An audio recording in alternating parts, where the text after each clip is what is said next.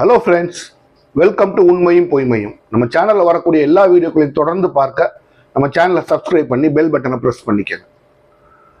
இன்றைக்கு நாம் பேசு பொருளாக எடுக்கக்கூடிய விஷயம் உத்தரப்பிரதேச சட்டசபை தேர்தல்.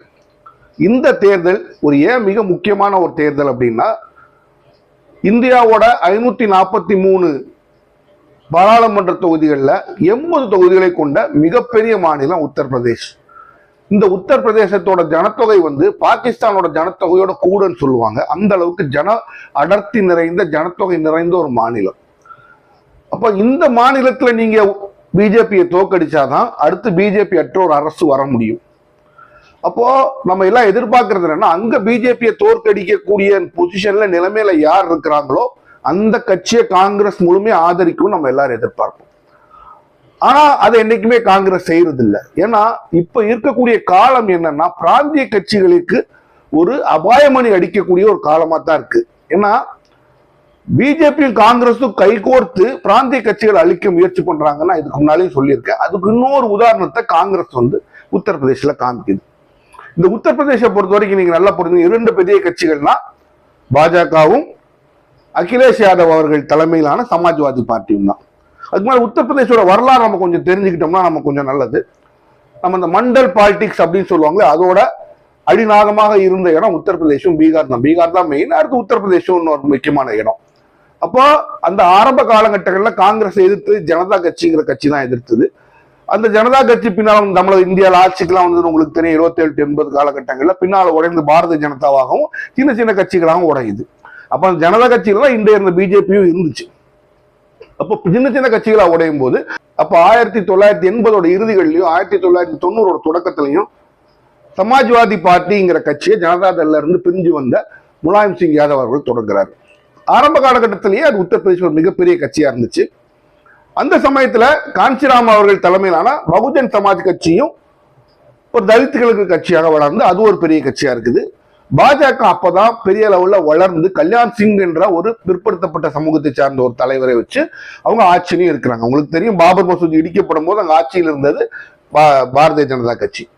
அப்போ இந்த 3 கட்சிகளும் பெருசா இருக்கும்போது அந்த காலகட்டங்களில் காங்கிரஸுக்கு ஓரளவு செல்வாக்கு இருந்துச்சு. அப்போ ஒரு எலெக்ஷன் நம்ம பார்க்கும்போது கிட்டத்தட்ட பெரிய அளவில் ஒரு மும்முனை போட்டி, காங்கிரஸும் ஒரு 4வது முனை போட்டியா ஒரு போட்டியை கொடுத்துட்டு இருந்துச்சு. அப்போ அந்த ஆட்சி அமைக்கிறதுக்கு ஒரு 30% வாக்கு, 25 to 30% வாக்கு இருந்தா போதும் நீங்க யூபியில் ஆட்சி அமைக்கிற அளவுக்கு ஓரளவு உங்களுக்கு சீட்டுகள் கிடைச்சிடும். இந்த சூழ்நிலைகள்ல தான் நீங்க பார்க்கும்போது அங்க சமாஜ்வாதி கட்சி தன்னை ஒரு உயர்ந்த பெரிய கட்சியாக கொண்டு நிப்பாட்டுச்சு. காரணம் என்ன? MY ஓட் அப்படின்னு சொல்லுவாங்க. முலாயம் சிங் யாதவ் யாதவ் சமுதாயத்தை சேர்ந்தவர். அந்த யாதவோட ஓட்டு Y, முஸ்லீம் ஓட்டு M. அப்போ முஸ்லீம்கள் அங்க 18% இருக்காங்க, யாதவர்கள் ஒரு 8 to 15% இருக்காங்க. கிட்டத்தட்ட ஒரு 35% ஓட்டு அவங்களுக்கு இருக்கு. இது தவிர சிலரோட ஓட்டுகளை சேர்த்து வச்சு அங்க முலாயம் சிங் யாதவ் மிகப்பெரிய தலைவராக இருந்தார். அப்ப இஸ்லாமியர்களோட முடிசூடா தலைவராக ஏற்றுக்கொள்ளப்பட்ட ஒற்றை தலைவராக இருந்தவர் எந்த இஸ்லாமியரும் கிடையாது, முலாயம் சிங் யாதவ் தான். அப்ப காங்கிரஸ் இஸ்லாமியர்களோட ஓட்டு விழுந்ததில்லை. இப்படி இருக்கும்போது மும்முனை போட்டியில ஒரு தடவை மாயாவதி வருவாங்க, ஒரு தடவை முலாயம் சிங் யாதவ் வருவாரு. பிஜேபி கிட்டத்தட்ட ஒரு பீரியடுக்கு அப்புறம் வெளியிலேயே போயிருச்சு. அவங்களால ஜெயிக்க முடியல, அப்படிங்கிற கல்யாண் சிங் அப்புறம் ஜெயிக்க முடியலங்கிற ஒரு சூழ்நிலைக்கு வந்துட்டாங்க. அப்ப இந்த போட்டியில் இவங்க இருவருக்கு இடையிலுமே இருந்துட்டு இருந்த சூழ்நிலையில மாயாவதியோட பவர் கொஞ்சம் கொஞ்சமா குறைஞ்சு பிஜேபியோட பவர் கூட ஆரம்பிக்குது. அப்ப மாயாவதியோட வீழ்ச்சின்னு பார்த்தோம்னா, மாயாவதி அவர்கள் தன்னை ஒரு தலித் தலைவர்னு சொல்லிக்கிறேன். தலித் தலைவர் தான் அவங்க. மாயாவதியில் தலித்தில் கிட்டத்தட்ட 20% மேல அங்க இருந்தாலும் மாயாவதியை சார்ந்த அந்த ஜாட்டவ் சமுதாயம் 11% இருந்தாங்க. இப்ப கிட்டத்தட்ட சுருங்கி மற்ற தலித்துகள் ஜாட்டவ் சமுதாயத்துக்கு மட்டும்தான் அவங்க பெரிய தலைவரா இருக்கிறாங்க. அவங்க வாக்கு வங்கி சுருங்கிடுச்சு. அவங்ககிட்ட இருந்து பிரிஞ்சு போன அந்த வாக்கு வங்கி இப்போ யார்கிட்ட எந்த சைட்ல போகுதோ அது ஒரு வெற்றியை தீர்மானிக்கக்கூடிய ஒரு சிச்சுவேஷனா இருக்கும்னு சொல்லுவாங்க. இதற்கிடையில கடந்த 2 எலெக்ஷன் என்ன பண்றாருன்னா, முலாயம் சிங் யாதவோட அவரு தவறி போயிட்டு அவர் பையன் அகிலேஷ் யாதவ் கட்சி எடுத்து 2012-17 காலகட்டங்கள் அவர் தான் ஆட்சி அமைக்க நடத்திக்கிட்டு இருக்கிறார். அப்போ நடத்தும் போது தன்னை முலாயம் சிங் யாதவுக்கு ஒரு முரட்டுத்தனமான ஒரு தலைவர்ங்கிற ஒரு பேர் உண்டு. இவர் படித்தவர், மென்மையானவர். அதுல இருந்து தன்னை அப்புறப்படுத்த ட்ரை பண்றாரு இமேஜ்ல இருந்து. அவரால் லேஸ்ல முடியல. ஏன்னா அவர் தந்தையார் காலத்துல கட்சியில இருந்தவங்க எல்லாம் கூட இருக்கிறாங்க. அவரால் பெரிய லெவல்ல பண்ண முடியல. இருந்தாலும் ஓரளவு டீசென்டான ஒரு ஆட்சியை தான் 2017 வரை கொடுக்கிறாரு. 2017 தேர்தல் வரும்போது யோகி ஆதித்யநாத் அவர்கள் பிஜேபி இருந்து ஆட்சி எடுக்கிறாரு. இவர் தோன்றுறாரு. இன்ற வரைக்கும் பிஜேபி ஆட்சி தான் இருக்குது.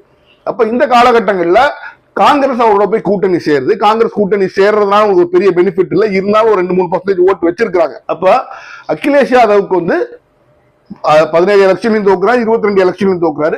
பட் தனிப்பட்ட முறையில் சமாஜ்வாதி பார்ட்டியோட சீட்டுகள் இந்த எலெக்ஷன்ல கூடு 130 சீட்டு கிட்ட வச்சிருந்தாங்க.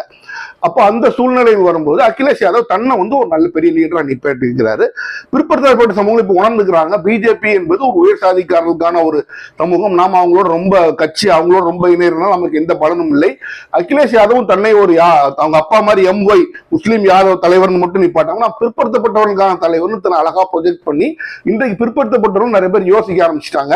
பிஜேபிக்கு வாக்களிக்கிறோம், இந்த ஆள் இவர் நம்ம பிற்படுத்தப்பட்ட வகுப்பை சேர்ந்தவர் தானே, இவருக்கு தான் நம்ம வாக்களிக்கணும், கொஞ்சம் ஆட்கள் கிராவிடேட் பண்ணி போய் இன்றைக்கு அகிலேஷ் யாதவ் அடுத்த ஆட்சி அமைக்கலாம் அப்படிங்கிற ஒரு நிலைக்கு அங்க வந்துட்டார். அப்ப இந்த சூழ்நிலையில பிஜேபி அவரை தோற்கடிக்க என்ன பண்ணணும், பிற்படுத்தப்பட்ட வகுப்பு மக்களை நம்ம வந்து இழுக்கணும்னா ஓரளவுக்கு போயிட்டாங்க, அதெல்லாம் முடியாது. அப்ப என்ன பண்ணும், உறவாடி கெடுங்கிற மாதிரி காங்கிரஸ் உள்ள அனுப்புறாங்க. இப்ப காங்கிரஸ் எடுத்தீங்கன்னா ஒரு பெரிய கட்சி கிடையாது, ஆனா கூட இருந்தே எப்படி பீகார்ல ஒரு பெரிய கட்சி கிடையாதோ அதே மாதிரி கூட இருந்தே ஒரு பிராந்திய கட்சி அளிக்கிறதுக்கு பிஜேபி பயன்படுத்துற மிகப்பெரிய அஸ்திரத்துல வந்து ஒண்ணு காங்கிரஸ். அந்த காங்கிரஸ் இப்ப என்ன சொல்றாங்க, நீ அகிலேஷ் யாதவ் கூட போய் சேர்ற மாதிரி சேரு, அவனை பாடாப்படுத்தி எப்படி தேஜஸ்வி யாதவ் ரொம்ப கேவலமா தோக்கடிச்சியோ அதே மாதிரி அகிலேஷ் யாதவ தோக்கடிச்சிடலாம் அப்படிங்கிறது பிஜேபியும் காங்கிரஸும் ஒருங்கிணைந்து போடுற பிளான். ஏன்னா நீங்க நல்லா புரிஞ்சுக்கணும், மாநில கட்சிகள் பிராந்திய கட்சிகள் ஒண்ணு இல்லைன்னா அப்ப பிஜேபியும் காங்கிரஸ் தான் அங்க இருக்கும். இப்ப என்னைக்காச்சும் ஒரு நாள் பிஜேபி காங்கிரஸ் வந்துடும். அப்ப காங்கிரஸ் தான் வளர்ப்பதற்காக பிராந்திய கட்சிகள்லாம் அழிக்கிறதுக்கு காங்கிரஸ் தயாராயிருச்சு. இந்த பிராந்திய கட்சிகள்லாம் இது தெரியாம என்ன பண்றாங்க, நம்மளோட கூட்டணி வைக்கணும், பிஜேபி எதிர்க்க காங்கிரஸோட கூட்டணி தேவை நினைக்கணும், நிச்சயமா கிடையாது. மடியில பாம்பு எடுத்து கூட விட்டுறலாம், நீங்க காங்கிரஸோட கூட்டணி வைக்க கூடாது, அதை நீங்க நல்லா புரிஞ்சுக்கணும். அப்ப இப்ப காங்கிரஸ் என்ன பண்ணுது அப்படின்னு நான் உங்களுக்கு சொல்றேன்.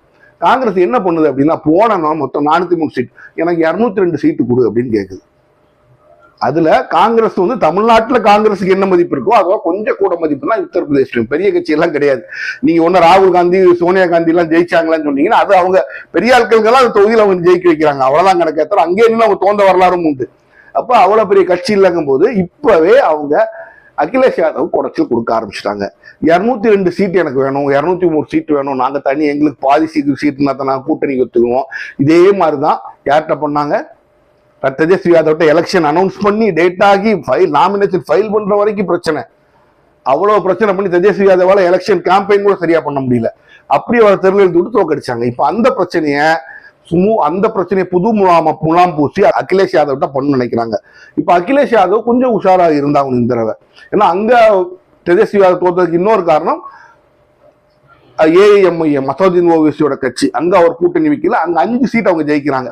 அதெல்லாம் அந்த வட்டாரத்தில் உள்ள கிட்டத்தட்ட 30 தொகுதியில இஸ்லாமியர்களோட ஓட்டு பிரிஞ்சதுனாலையும் RJD தோக்குது. அப்போ இங்க என்னோட ஒப்பீனியன் என்ன அப்படின்னா, காங்கிரஸ் அவர் சேர்த்துக்கிறாரோ இல்லையோ, காங்கிரஸ் சேர்த்துக்க மாட்டேங்குது, உங்க சீட்டுக்கு வரலன்னா 60 சீட்டுக்கு மேல காங்கிரஸ் கொடுக்காதீங்க, அதற்கு மேல காங்கிரஸுக்கு தகுதி கிடையாது. இங்க தமிழ்நாட்டுல 28 சீட்டு கொடுத்து ஒருத்தர் தோந்து தெருல நிக்கிறாரு, அதே மாதிரி நீங்க பண்ணிடாதீங்க. ஏன்னா காங்கிரஸ் எங்கேயுமே தனிப்பட்ட முறையில் ஜெயிக்கிறதுக்கு எல்லா ஸ்டேட்லயும் ஒண்ணுதான், தொண்டர்கள் இல்லாத கட்சி, அதையும் நீங்க தான் தூக்கி சுமக்கணும். அதை தூக்கி சுமக்கிறதுக்கு நீங்க உங்க கேண்டிடேட் தூக்கி சுமந்தீங்கன்னா சந்தோஷமா உங்க ஆட்கள் வேலை பார்த்து உங்களை ஜெயிக்க வைப்பாங்க. காங்கிரஸுக்கு நீங்க 60 சீட்டு கொடுக்கறதே ஜாஸ்தி, அதுக்கு மேல நீங்க 100, 120 கொடுத்தீங்கன்னா 40 சீட்டு கூட கொடுத்தீங்க, அந்த 40 சீட்ல நீங்க நின்னீங்கன்னா 15 சீட் ஜெயிச்சீங்கன்னா காங்கிரஸ் 4 தான் ஜெயிக்கும்.